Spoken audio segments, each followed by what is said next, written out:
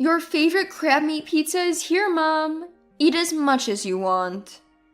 My daughter-in-law sets the plate in front of me, acting unusually kind. I'm not stupid enough to not question this sudden change. I suspect my eldest child and his wife are trying to set me up using food. I think they are really mean people who would go so far as to try to trick me. It's clear that something is off with this fancy pizza. After all, they've been hostile and have pulled various stunts on me before. Their sudden niceness is actually suspicious. It would be foolish not to think they're up to something. I don't want to be looked down upon. I can protect myself too, and turn the tables on them if needed. My name is Mary, a housewife in my 60s. I live alone since my husband passed away. Years ago when he died, my eldest child and their wife offered for me to move in with them. They were newlyweds then, and I wanted them to enjoy that special time, so I declined. Still, they said they were worried and moved into a house near mine. They are still newly married and want to enjoy their time together. I was truly grateful for their thoughtfulness. They visited often, even when I told them they didn't have to. I also told them it's okay if you don't come that often. I decided to indulge my eldest child when they said, "I'm worried about you, Mom." My daughter-in-law, too, would come over when my eldest was busy, saying, "I want to get along with you." I was proud of my child for finding such a good wife. But at that time, I was clueless. I didn't know why they were being so kind to me or what they were really thinking. Looking back, I get annoyed at my own naivety. Kindness without strings attached isn't something you get easily. I was swayed by their sweet words. However, I eventually found out their true intentions. One day, they visited and ended up staying the night since they had no plans for the next day. I didn't want to intrude on their time as a couple, so I suggested they could go home since it was close by.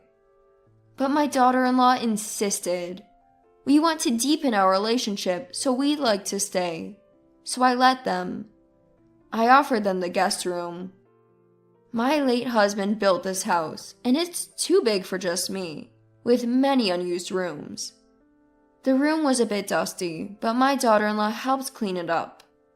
She's good at housework and has been helpful since they got married, so I had a good impression of her. In the middle of the night, I woke up thirsty and went to the kitchen. On the way, I noticed the living room light was on.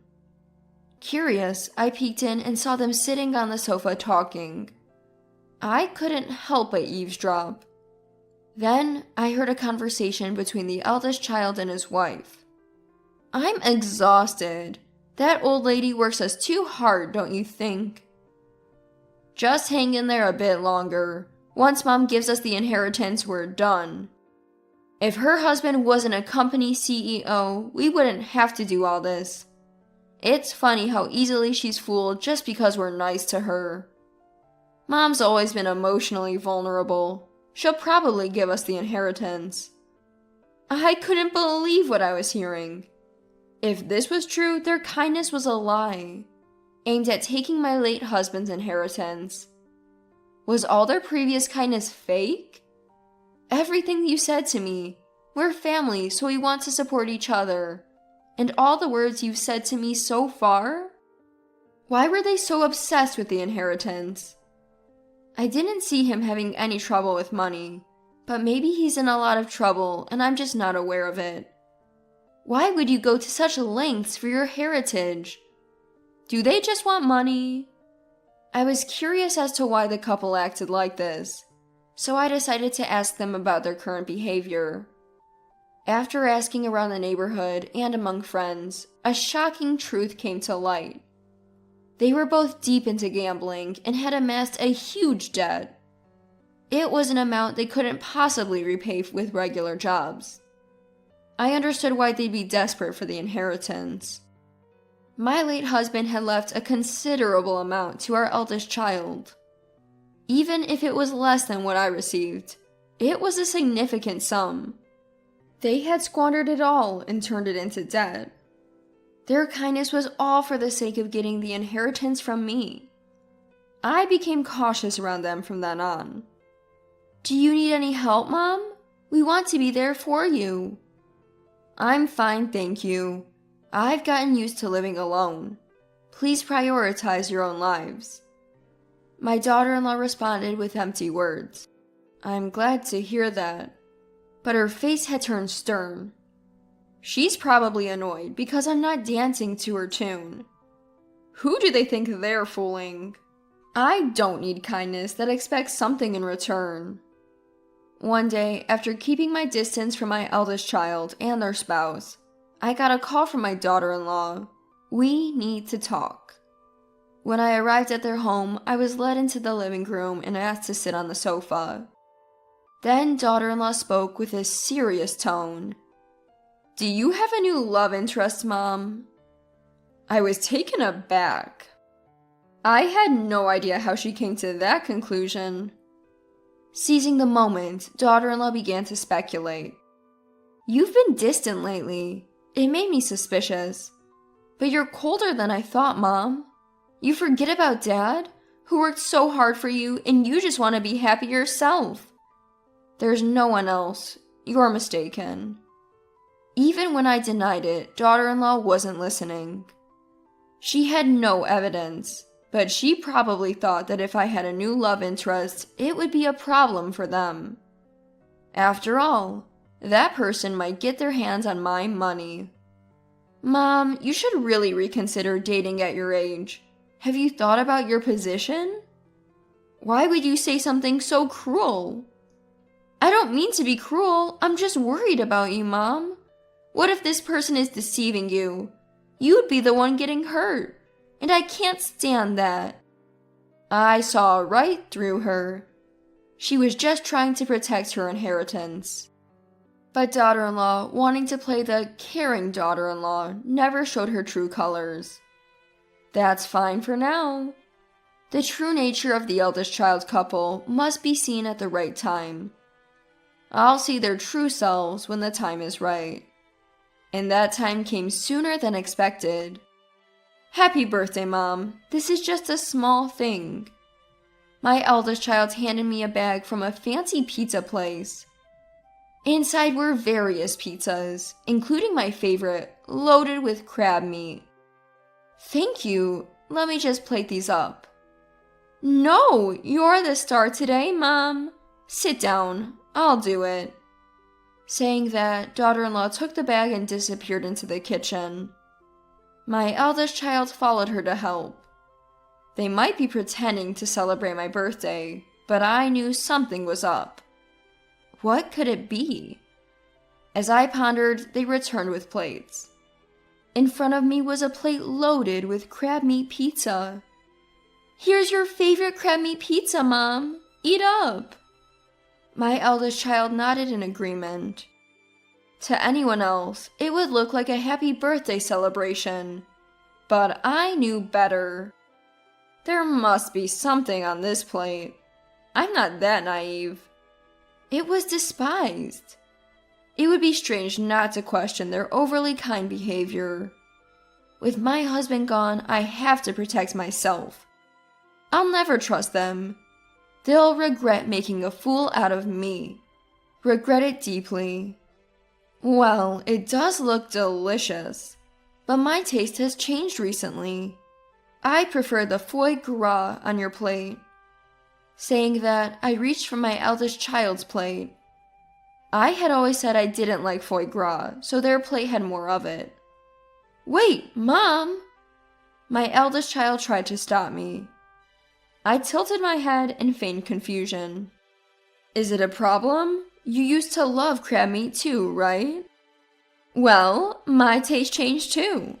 I've started to like foie gras. Is that so? Then let's not be biased and share both. At my words, my eldest child's face turned pale in an instant. The crab meat pizza, which I had always said I loved, was only on my plate. Clearly, they had planned to set me up by tampering with my favorite pizza. My eldest child's reluctance to eat it was proof enough. But it looks so delicious. Why don't you try a piece? Saying that, I grabbed a slice of the crab meat pizza and brought it to my eldest child's mouth. With no way out, they took a bite as if bracing for impact. Daughter-in-law looked at my eldest child with concern. That's how pale their face had turned. "Oh, you look a bit green. Maybe it didn't taste good?" "Mom, considering how my husband is feeling, maybe the pizza isn't good. I'm sorry, but let's call it a day, and I'll prepare something new." Daughter-in-law sounded panicked. She must have thought it was impossible to continue the meal. "But your son doesn't look well. Stay the night. It's not safe for you to go home." "No, we'll leave." "Don't be shy. You've been so good to me." Daughter-in-law tried to make excuses, saying, "But," and, "well." It was clear she wanted to leave. I've always thought that for a couple trying to deceive people, they're terrible liars. They panic when something unexpected happens. As I watched my eldest child, something strange began to happen after a few minutes. With a loud thud, they collapsed. I approached and found them snoring. It was clear they had been drugged with a sleeping pill. "Oh, fell asleep, did you? Must have been tired." As I tilted my head, daughter-in-law shouted, "Oh, enough! Why won't things go as planned? We talked about how important today was. Wake up now." Saying that, daughter-in-law slapped my eldest child's cheek. Still, they showed no signs of waking. I was stunned, witnessing the moment their true selves were revealed. Ignoring me, daughter-in-law began to spill the beans. "I've been playing the good daughter-in-law, thinking if I buttered you up, I'd get the inheritance and clear our debts. Today was supposed to be the last day. We were going to put you to sleep and steal your banking card. It's all your fault nothing worked. What are you going to do about it?" Daughter-in-law glared at me. "So they plan to drug me and steal my banking card. Using someone's birthday for such a scheme is truly despicable. I'm not as terrible as they are, so I decided to come clean. Actually, I knew all along you were being nice to me for the money. That's why I kept my distance and didn't eat the pizza you offered. I'm not as foolish as you two." At my words, daughter-in-law looked shocked. Apparently, she genuinely believed I was in the dark about their plans. How underestimated I feel. What kind of fool did they take me for? Sorry to burst your bubble, but I'm not as dense as you two. I've always found your sudden kindness suspicious. I even overheard you talking about the inheritance when I stayed over. You two are really foolish, discussing your plans in your target's home. Don't call us fools. We've been trying our best. Is your best effort the reason you're in so much debt? If so, you two are really pitiful. You know about the debt too? How much do you know? Clearly, she hadn't expected me to know about the debt. The word debt made daughter-in-law visibly anxious. I did some digging, found out you two are drowning in debt because of your gambling habits. I was shocked when I found out. You've managed to accumulate quite a debt. At my words, daughter-in-law's face turned increasingly pale. She must have realized there was no way out. Mom, I'm really sorry. Please forgive us. We can't make it without money. Please lend us some. We'll pay you back. Saying this, daughter-in-law deeply apologized on the spot. Her demeanor had lost its previous confidence, clearly showing she was at her limit. Even in this situation, she was still asking for money. I was shocked to realize that, to her, I was just a convenient source of financial support. Sorry, but I won't give you a single cent. I have no money to give to people like you. Don't say that. There's the inheritance from your late husband, right? You have money. Please help us. No, I can't trust people like you to pay me back. Take responsibility for your own actions. Daughter-in-law looked downcast at my words, but she seemed to understand my resolve and didn't ask for money again. After that, my interactions with my eldest son and daughter-in-law dwindled. They stopped coming to my house and barely even contacted me. When those days arrived, contrary to my expectations, I didn't feel lonely. Rather, I felt refreshed, freed from people trying to deceive me. Later, my eldest child and daughter-in-law moved away. According to neighbors, they were taken away by some rather shady-looking people. Probably they couldn't pay off their debt and were taken to a distant state. They might be in a terrifying situation there. They might be suffering so much they want to run away. But that's none of my business anymore. We're unrelated now. I reported the end of this turbulent chapter to my late husband's photo. It seems like his expression in the photo was one of relief. My only family is my late husband. The only person who truly stood by me and supported me was him. Life is short, but I want to live it strongly, cherishing the memories I made with my husband. My name is Darcy. I currently live in a single-family home with my husband Carlos and our daughter Nikki.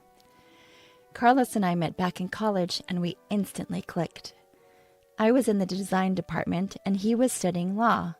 We happened to be in the same club. After graduating, I took a job at a design firm and was doing what I loved. Carlos and I dated for a few years and got married in our early 20s.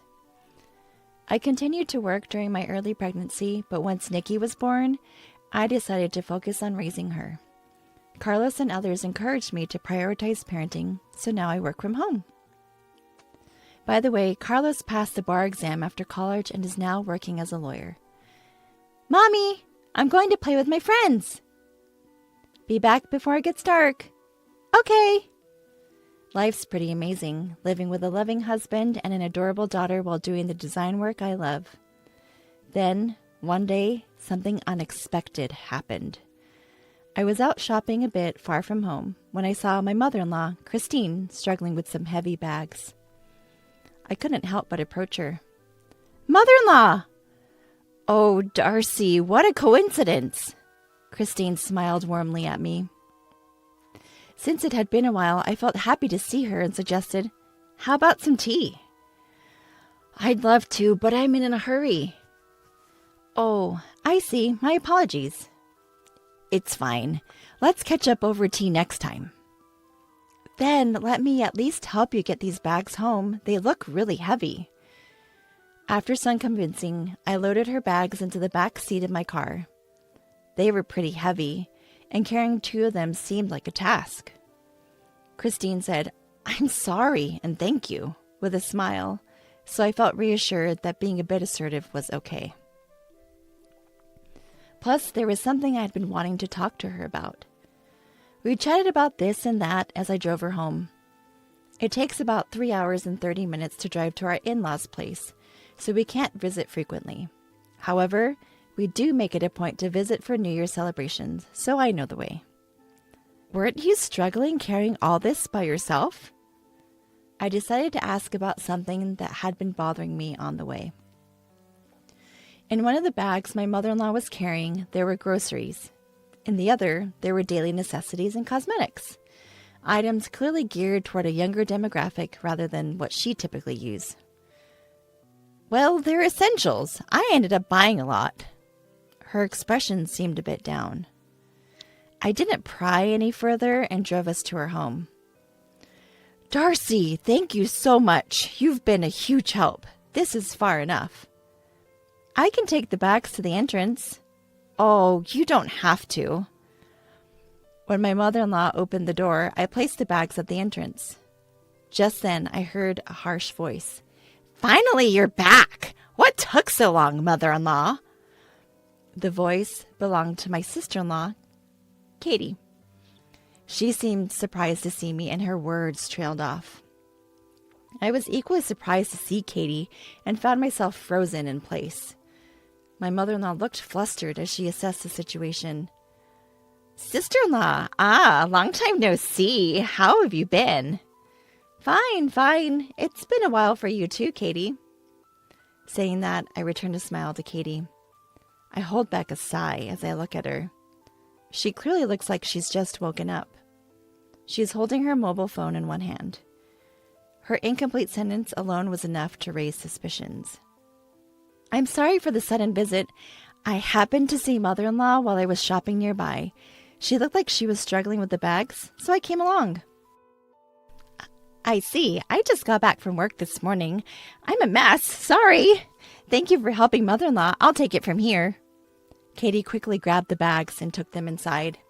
In a soft voice, I asked mother-in-law, "Is everything all right living with Katie and the family?" Mother-in-law simply smiled and nodded.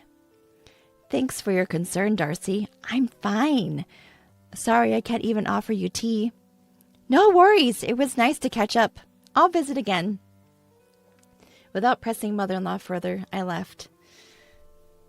Still, I couldn't simply ignore the situation I just witnessed. Originally, mother-in-law was supposed to live with us, but after father-in-law passed away over a decade ago, my brother-in-law Brett said, "We'll live in the family home and take care of Mom." Even Carlos, my husband, was initially concerned. I felt uneasy about the situation, so I initiated a discussion, but it didn't go well. "Carlos is busy with work, right? And he has irregular days off. I work close by, and Katie's parents live nearby too. But still, don't worry. I was a troublemaker back in the day, and I haven't done much for Mom, you know? I want to repay her." All right. Given what was said, Carlos couldn't really argue.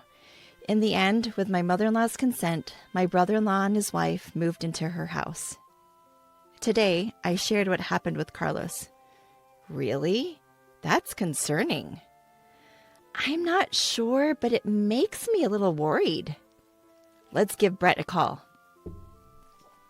After hearing my concerns, Carlos decided to call Brett. "Hello? Carlos, what's up?" "Hey, it's been a while. Just checking in on you." I'm doing fine." After exchanging pleasantries, Carlos began to move the conversation forward. Calls usually led to discussions about how great things were between him and Katie, and this was no exception. "Good to hear you're doing well." "Yep, we're taking an extended vacation next week." "What about Mom? Is she coming?" Mom said we should just go, the two of us." Carlos and I exchanged looks. Given my mother-in-law's personality, this was no surprise. But we did notice Brett hesitating for a moment. "In that case, let's have Mom stay with us during that time." "What?" At Carlos's words, Brett raised a surprised voice, and I looked up. Carlos, who smiled at me, nodded slightly and continued. "We haven't seen Mom in a while, and I think Nikki will be thrilled. I'll get in touch with Mom. So it's settled." "Hey, wait!" Carlos cut off the call before Brett could finish.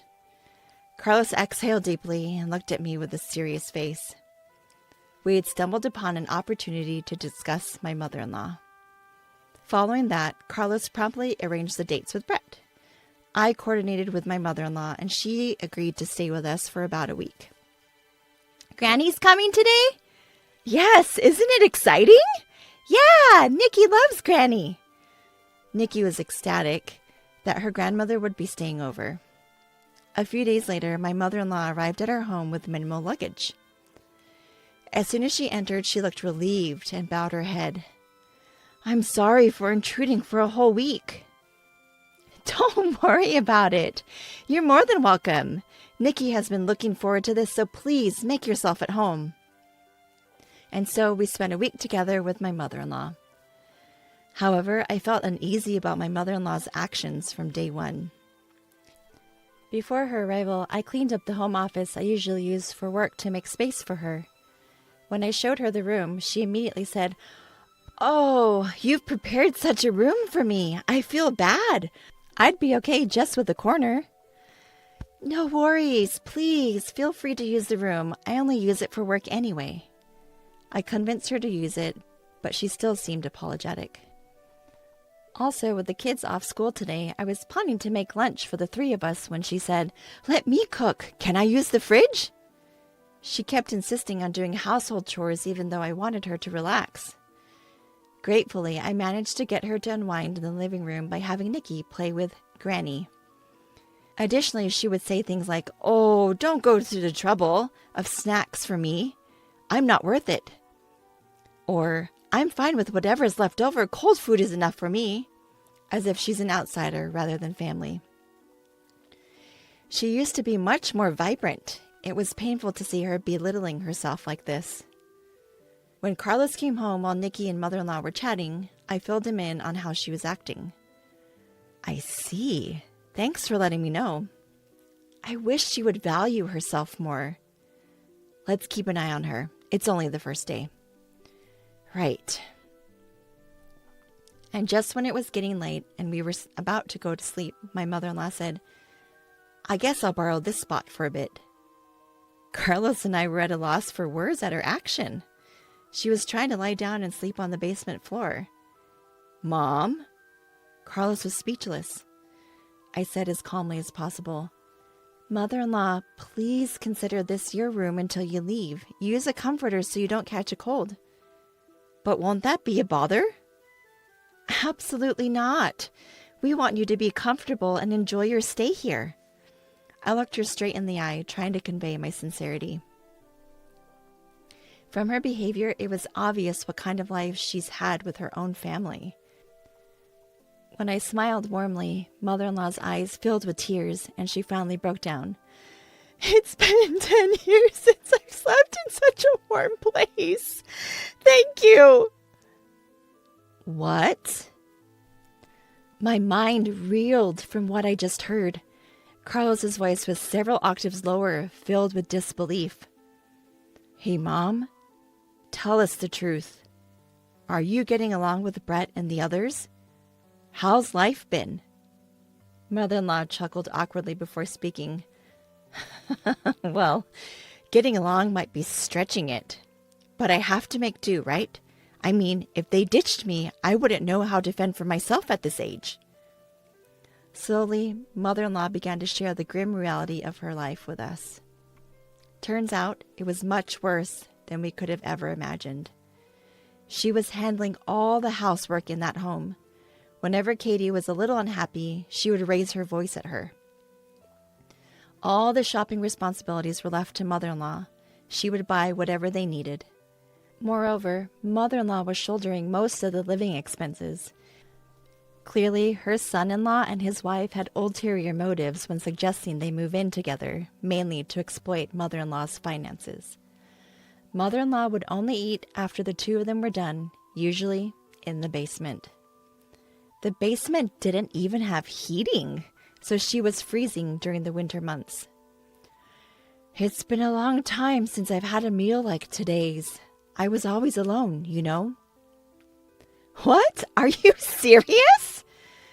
The reason mother-in-law wanted to sleep in the basement was that it had become the norm for her at her previous home. Both Carlos and I were at a loss for words. Initially, when Brett and Katie moved in, they were kind to her. At first, mother-in-law was happy and thought it was a good idea to live with them. However, as the years went by, their behavior changed drastically. Initially, Katie used to cook, and Brett would help with other chores. "I'm so tired." "Brett, you work so hard. Let me take care of things today. You should rest." "Really? Thanks, Mom." That was probably the beginning. "Mother-in-law, I'm really tired today." "Oh, sorry, Katie. I have plans with the neighbors today." "What? You're prioritizing them over me?" "Oh, I apologize. That's selfish of me." "No, that's not it. Don't worry. I'll prepare dinner when I get back." "This is my room, and this is Brett's room." Slowly but surely, they began to change how they treated mother-in-law, manipulating her more and more. Eventually, she found herself taking on almost all of the housework and contributing financially as well. Initially, she was using what used to be father-in-law's study as her room. It was a well-equipped space with a bed and other furnishings. She was delighted to be able to use such a cherished space as her own room. Even the study wasn't safe from Katie's reach. One day, Katie suggested, "Let's renovate this old study." "Hold on, Katie. This is my husband's cherished study. Can we please leave it as is?" "I'm just thinking of your well-being, mother-in-law. Why do you have to make me look like the bad guy?" "I'm sorry, but I like it the way it is." "Really? This room is outdated. It looks worthless." With that, Katie reached for a piece of glasswork. That was a music box made of glass, a favorite of my late father-in-law. He bought it during a trip they took together. It was something he treasured, but Katie deliberately dropped it. "Oops, my bad. That wasn't on purpose." Oh. Wow, the glass is shattered everywhere. It's so dangerous. What a waste to keep this room the same, especially with all this junk. "Please, don't touch anything else." "Who do you think you're talking to?" "Fine, I'll leave the study alone, but from now on, you take care of everything in the house. And with all this junk, it's too dangerous for you to sleep here. You should sleep in the basement." "What? Any complaints?" In the end, mother-in-law agreed and had to sleep in the basement. I felt like passing out, hearing all these shocking stories. At the same time, I was angry with myself for not noticing sooner. "I'm sorry, Mom. How could I have not realized?" "Don't blame yourself. I was hiding it too. Isn't it pathetic?" The reason we never noticed was also because of a scheme by brother-in-law and his wife. Mother-in-law was only given a room when relatives gathered at her house. But the room was empty, no bed, no furniture, and if she dared to speak up, they threatened to demolish her study. They were only nice to her when people were around. We didn't notice because of that. If mother-in-law and I hadn't crossed paths that day, this might have continued even longer. The thought sends shivers down my spine. I always wanted to discuss this with you, but that study and that house are full of memories with my husband. Tears flowed freely from mother-in-law, and I couldn't stop my own. Our precious mother-in-law had endured this for over a decade. I can't even imagine how tough it's been for her. Why would her own family do this? They're not human! I shouted and hugged mother-in-law tightly. "Darcy, I'm sorry. I need to step out for a bit." After we cried together, Carlos gently rubbed my back and spoke softly. "Don't worry, Darcy and Mom. I'll handle this. Please take care of Mom, Darcy." I nodded quietly. "Got it. Leave mother-in-law to me." "Carlos." I hugged our concerned-looking mother-in-law again, stroking her back to comfort her. Then I turned to Carlos and said firmly, "Go teach those awful people a lesson." "Of course." Carlos chuckled and nodded, then left the house. Later, Carlos called to say he wouldn't be back until tomorrow evening. I shared the news with mother-in-law, and we all drank warm milk, trying to lighten the mood with some good stories. Nikki, who had heard the commotion, looked worried, joined us. I wanted to overwrite at least some of the bad memories. Usually, I'd remind Nikki not to stay up late, but since tomorrow was a day off, the three of us enjoyed chatting till we were content. "All right, that's enough for today. Mother-in-law, would you like to go shopping with us tomorrow?" "Huh?" "We can buy whatever you want and eat delicious food. There's a cute dessert place that Nikki loves. Why don't we enjoy a relaxed day, just the three of us?" At my words, mother-in-law's eyes filled with tears again. She nodded slowly, repeating, thank you," over and over. That night, we spread an air mattress in the living room and slept closely together, with mother-in-law in the middle. The next morning, mother-in-law greeted us with the same smile she often showed when father-in-law was alive. "Good morning." And just as promised, we all had a fun shopping day. In the evening, we got a message from Carlos saying he had returned home, so we headed back as well. Before entering the house, I had one more thing to say to mother-in-law.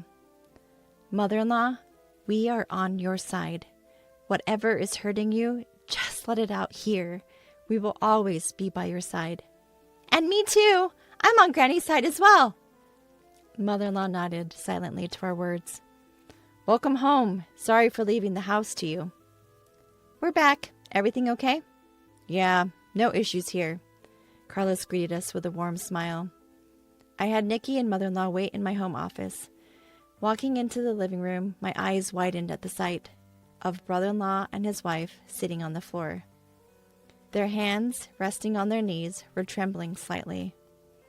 Upon seeing me, they greeted me in a soft voice, their faces filled with apprehension. What happened? My inner voice showed plainly on my face, which I turned to Carlos. Still smiling, he said, I haven't done anything yet. His use of yet made even me tense up, expecting something dramatic to happen. So, to cut to the chase, starting today, Mom will be living with us, Carlos continued. I felt relieved at those words. Carlos continued to speak to me as I nodded. So, Brett, do you fully grasp what you've put Mom through? And you too, Katie, do you understand what you've done to someone else's mother in their own home? I can't say it's entirely your fault. We didn't notice it either. But you have to take responsibility for your actions. After all, you're supposed to be mature adults. Carlos spoke vehemently. It was the first time I'd ever seen the unusually gentle and calm Carlos so angry. I honestly dislike bringing up work matters at home, but this time I'm speaking as Miss Christine's attorney, not as family. His voice was friendly but low and icy. My brother-in-law and his wife meekly responded, yes. And after several hours of discussion, numerous decisions were made. First, my brother-in-law and his wife would no longer be living with us. They would have to return all the money they had been extracting from mother-in-law, plus pay additional compensation. Having decided to respect mother-in-law's emotional attachment to her study and her own home, brother-in-law and his wife moved out. We banned them from ever setting foot in mother-in-law's home again. Upon hearing the decision, mother-in-law gave a troubled smile. So we are family, right? Asking for damages is a bit much, don't you think? No, this is a gesture from our son Brett to Miss Christine, right? Carlos's words left Brett nodding so fervently he looked like he might lose his head. Yes, I'm truly sorry for everything. Please accept this as our sentiment. Brett seemed so diminished that you'd wonder what on earth had happened.